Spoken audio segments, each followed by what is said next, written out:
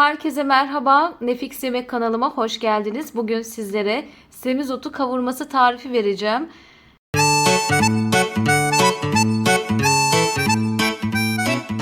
Gerekli malzemeler: 300 gram semizotumuz var. Tam da mevsimindeyiz şu anda. Birer çay kaşığı pul biber, karabiber, kırmızı toz biber ve tuz. 1 tatlı kaşığı domates salçası, 1 adet kuru soğan küp küp doğradım. Yarım çay bardağı sıcak su, 4 yemek kaşığı sıvı yağ. Tarifime başlamadan önce kanalıma abone olmayı, beğenmeyi, bildirimleri açmayı, yorum yapmayı lütfen unutmayın. Tarifimizin yapımına başlayabiliriz. İlk olarak semizotlarımızı doğrayarak başlıyoruz. Sap kısımları dahil olmak üzere.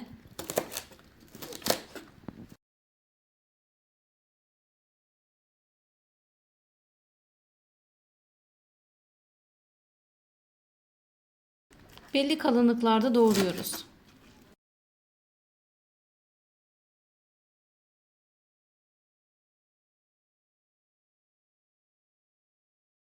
Tüm semizotlarımızı belli kalınlıklarda doğrayalım.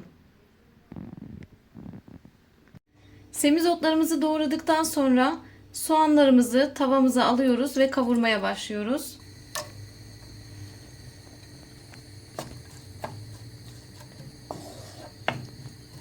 Soğanlarımız pembeleşinceye kadar kavuracağız.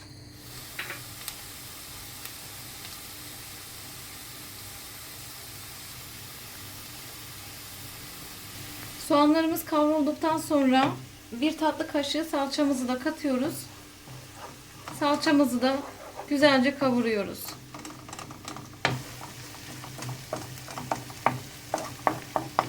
Salçamızı da kavurduk. Semizotlarımızı ekliyoruz.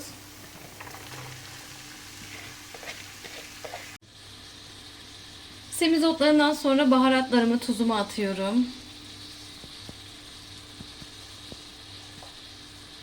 Karıştırıyorum güzelce.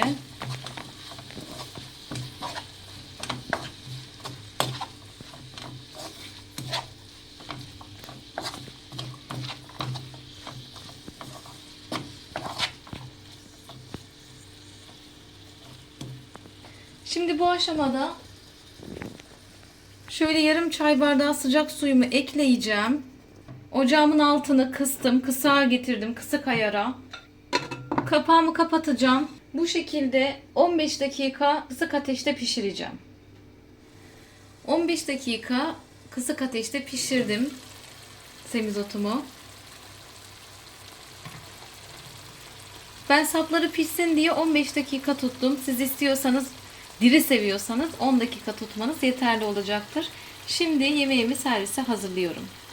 Semizotu kavurma tarifimiz bu kadardı arkadaşlar. İnşallah sizler de denersiniz. Ekşiliğiyle, baharatlarıyla gerçekten mükemmel bir tarif. Sizler de beğendiyseniz kanalıma abone olmayı, beğenmeyi, bildirimleri açmayı, yorum yapmayı lütfen unutmayın. Afiyet olsun. Bir sonraki tarifte görüşmek üzere. Hoşça kalın.